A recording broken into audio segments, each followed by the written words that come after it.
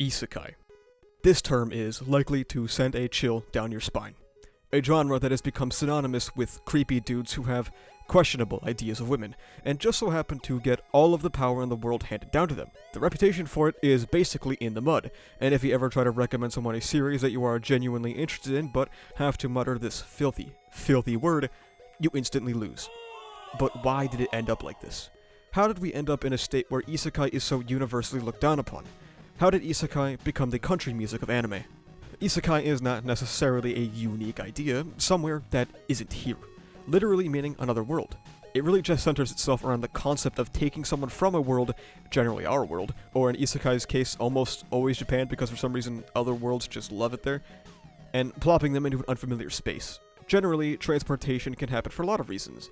It can just sort of happen, or you could be summoned by someone, or truck. What immediately sticks out about isekai as a genre and a plot device is the ease of being able to exposition dump about the world you have created. And it's a smart idea too. You're presented with so many interesting options to be able to portray old social customs or even new social customs that can have thematic ties through the lens of the modern eye. You're given the opportunity to juxtapose the new with the old, or capable of diving so deep into character flaws due to a fish out of water scenario. But instead, I'm really powerful and all these women want to fuck me. Oh, also, slavery is cool, I guess. I don't know how that one happened. I'm not going to say that there are no good isekai because, I mean, Jesus Christ, look at my channel. My top 1 is an isekai, but there is a reason why it pushes so many people away.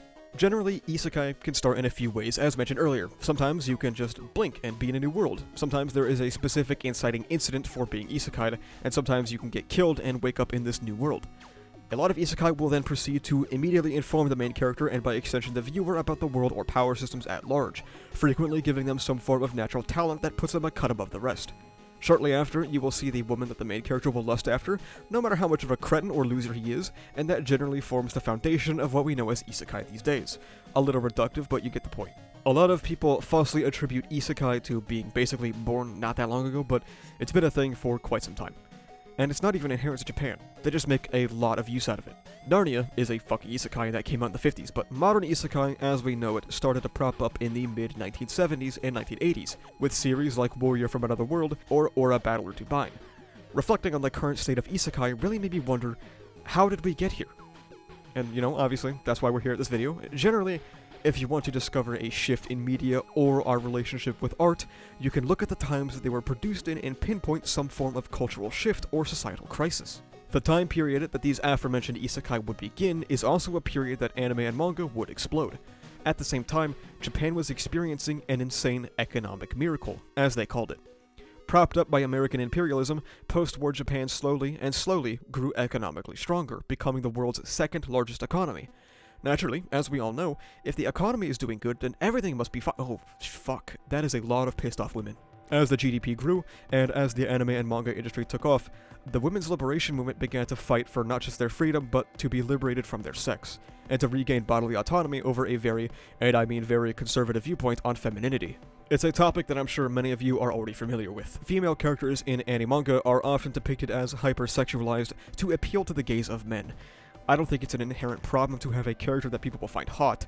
The problem is the perpetuation of the idea that men hold power over women and that women should remain submissive. Shonen battle manga, probably one of the biggest types of manga in the world, has a lot of female character representation that has them relegated to side character status that mostly serves as a love interest, being treated as objects to look at rather than human beings.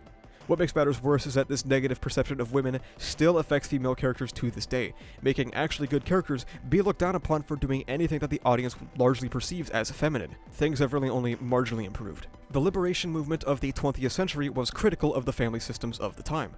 And Mitsu Tanaka, a Japanese feminist activist, would publish a book called Liberation from the Toilet, using the word toilet because in 1970s and 80s Japan, women could be described as, quote, little more than repositories of men's bodily fluids, being degraded as merely a convenience for men.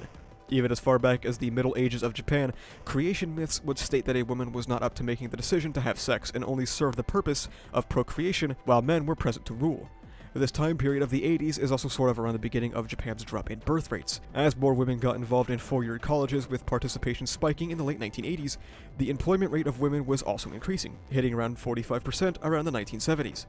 Japan's marriage rate was dropping like a rock, which is something attributed to the persistence of traditional domestic gender roles, which would put a heavy burden on women. Now, what is my overall point here? Well, a genre known for its appeal to male power fantasies and making women out to be helpless trophies that flock to a man for his traditional masculine traits, gaining steam during the height of a women's liberation movement in Japan, doesn't seem like a stretch. I mean, even in modern day, we have a former Prime Minister, Yoshihiro Mori, talking negatively about gender diversity because women talk too much. A lot of intellectually dishonest people like to say that trying to find any broader cultural message or meaning of the times in media is silly, but you can easily find instances of that in other cultures. After 9/11, media was forced to undergo a bit of a self-discovery period. Movies were pulled, and television stations would end up replacing violent content with more family-friendly or uplifting content. The non-stop 24/7 commercial-free coverage contributed to a sense of estrangement. Lynn Spiegel would argue in their article Entertainment Wars. Television's normal routines would be disordered, and shows like The West Wing would preempt its scheduled season premiere to air a quickly drafted episode titled Isaac and Ishmael, as a means to teach the audience about the situation in the Middle East. Novels like The Road were directly inspired by 9/11, and many other stories that would capture this feeling of devastation or a heightened sense of unease that would never truly come to an end, like stories similar to The Hunger Games and Divergent that would explore the ideas of dystopia, because 9/11 was the end of the so-called American century. As an example of insanely popular Japanese media taking inspiration from real-life events, look no further than Lucky Dragon 5. A Japanese tuna fishing boat which would be contaminated by the nuclear fallout of the United States' Castle Bravo test at Bikini Atoll in 1945. That same year, Godzilla came out, a film heavily centered around the nuclear Armageddon from a nation that is all too familiar with the dangers of that. People at the time of Godzilla's release were said to deeply empathize with Godzilla, considering it a victim and thinking that its backstory harkened back to their own life experiences in World War II. Now that we have some foundation here for the correlation between its Jover and how that impacts the media of its time, perhaps we can now more clearly see the implication of the times of Japan at the popularization of modern isekai as we know it, and how they can link to some of the genre's less desirable tropes when it comes to women. Post-war Japan included a new article in the Constitution called the Gender Equality Clause, which was met by significant pushback by the old-timey ideals of deeply embedded family and gender norms, which stem from a desire for male power over women. George Lakoff would write about this neoconservative value, quote, "The strict father is a moral authority and master of the household, dominating both the mother and children and imposing needed discipline. Contemporary conservative politics turn these family values into political values, hierarchical authority, individual discipline, military might." What we see stemming from Japan's extremely conservative view on women's rights is a reframing of the issue. Obviously, outwardly saying that your desire is to control women would not go over well, but reframing it to be about family values is a way for them to fight to protect themselves from the fear of women's liberation, and this deeply entrenched value is something that can be seen ad nauseum in anime and manga, and a highly discussed topic when it comes to the portrayal of women in these stories and how more often than not, they serve as eye candy for male viewers or serve little purpose in narratives outside of being deeply attached to the male protagonist. When this is coupled with the isekai genre, something noted for having bland main characters for socially awkward men to self-insert with, so they can live vicariously through them to experience power fantasies and wish fulfillment harems, with women leaving a slime trail behind them to fawn over to the MC, it all sort of makes sense, doesn't it? You might be thinking, isn't it a little reductive to attribute the growth and success of an entire genre to a singular thing in history such as women's liberation? And honestly, I agree. I don't agree that all of this is solely tied down to men wanting to control women, just that it is a contributing factor. A critical piece of analysis I think is missing right here is escapism. The tendency to seek, or the practice of seeking, distraction from what normally has to be endured. Literature, movies, television shows, music, and video games are all forms of artistic media of escape. Escapism generally carries a negative connotation, as it can lead to people taking it to an extreme and a refusal to connect with the world or take necessary action. Freud would consider some escapist fantasy a, quote, necessary element of human life, and psychologists have highlighted the role of vicarious distractions in shifting unwanted moods. I do want to make it clear that I don't think escapism or escapist media, or even power fantasies or wish fulfillment, are inherently bad things.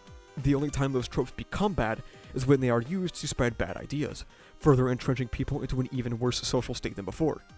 If we look further into the circumstances of Japan in the 70s and 80s, when modern isekai was said to have started, we can sort of see a trend that still follows to this day.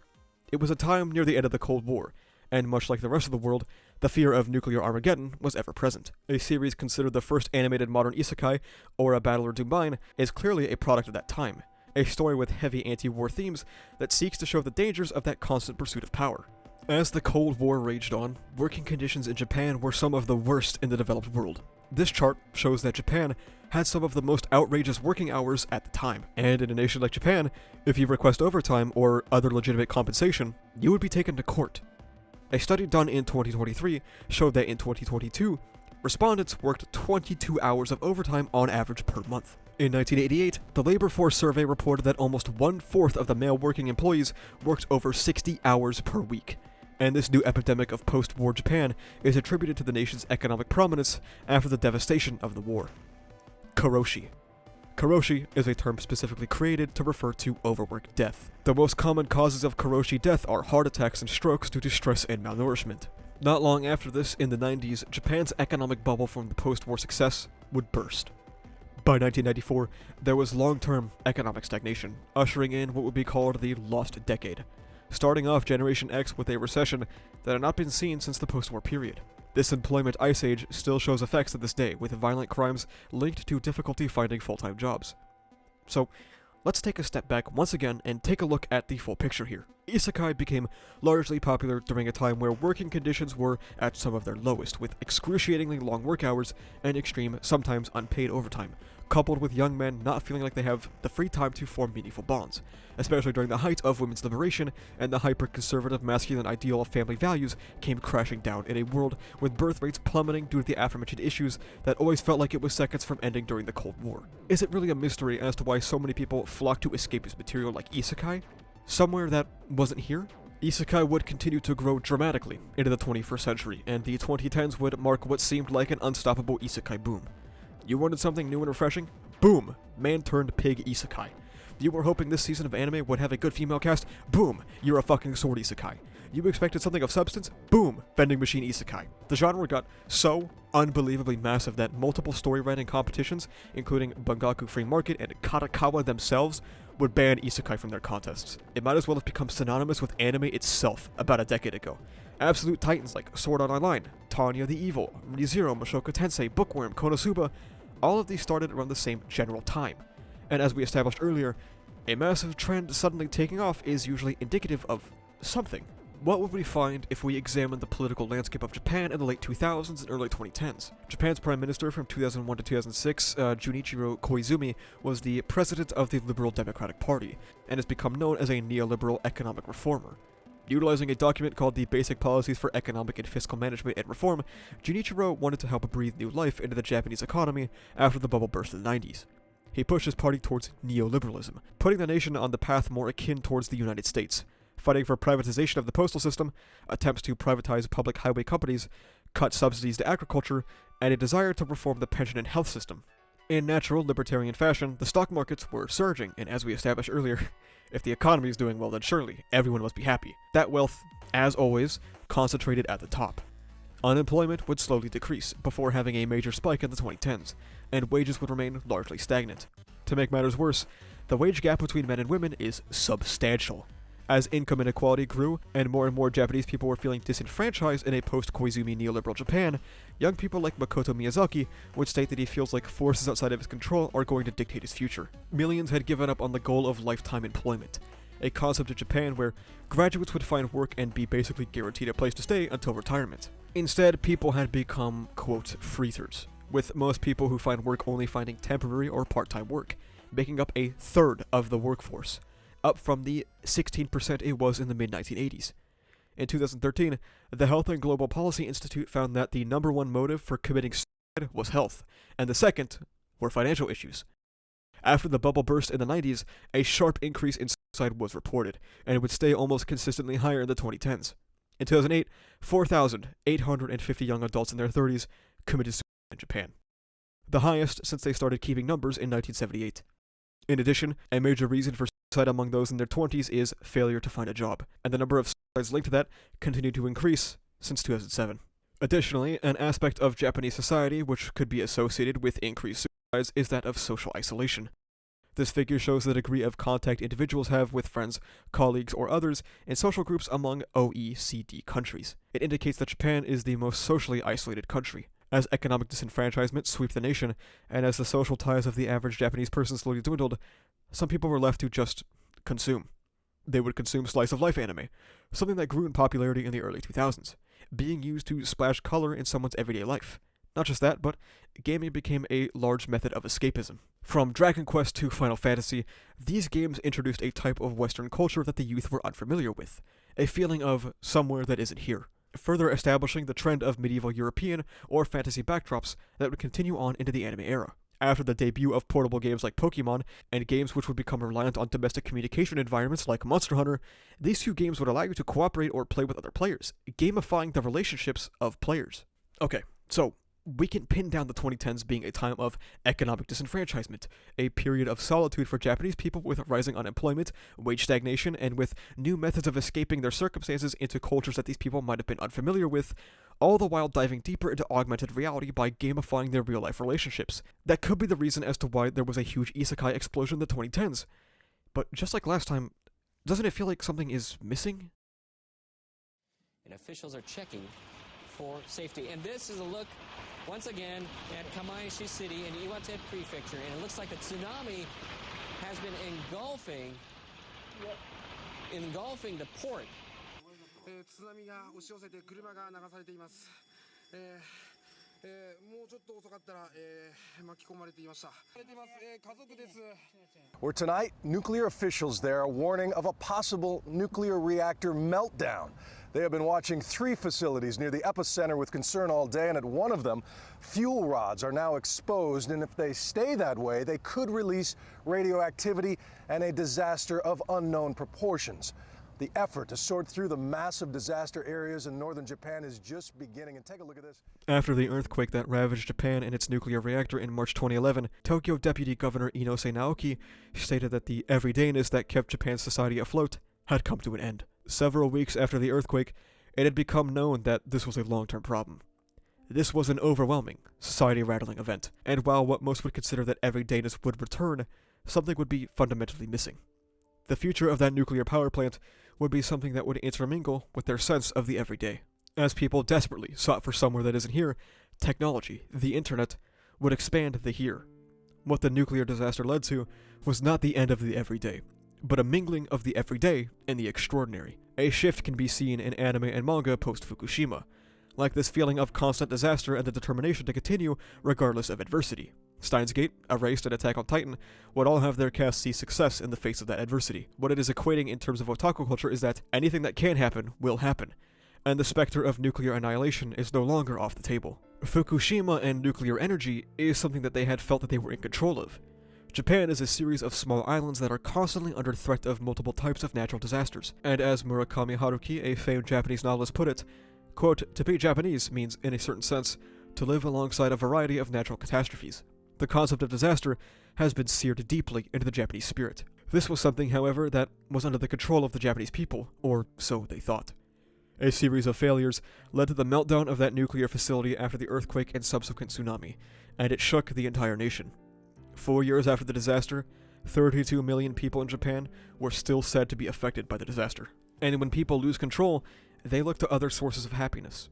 A desire to delve further into augmented reality after a nation-changing event.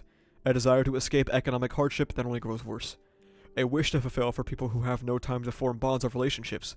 People turn to the most escapist, wish-fulfilling genre that exists. It appeals to a desire to become someone else, to redo the life that they feel has already gone down the drain, of nuclear annihilation, or perpetual, unfulfilling employment. Isekai often tap into the feelings of augmented reality, using many tropes or aspects of video games one would expect to help escape from the harsh cruelty of reality. A paper that was massively influential to this video, written by Uno Tsunehiro, would go on to equate it to Murakami Haruki's acceptance speech for the Jerusalem Prize in 2009, in which he employed an analogy between an egg and a wall. Were there a high, stiff wall, and an egg to crash against it and break it, I would stand on the side of the egg, he says. No matter how correct the wall is, or how wrong the egg is, I will stand on the side of the egg. Can others determine what is right and what is wrong? Perhaps this extends to time or history. We cannot allow the system to turn us into feed. The system has not created us.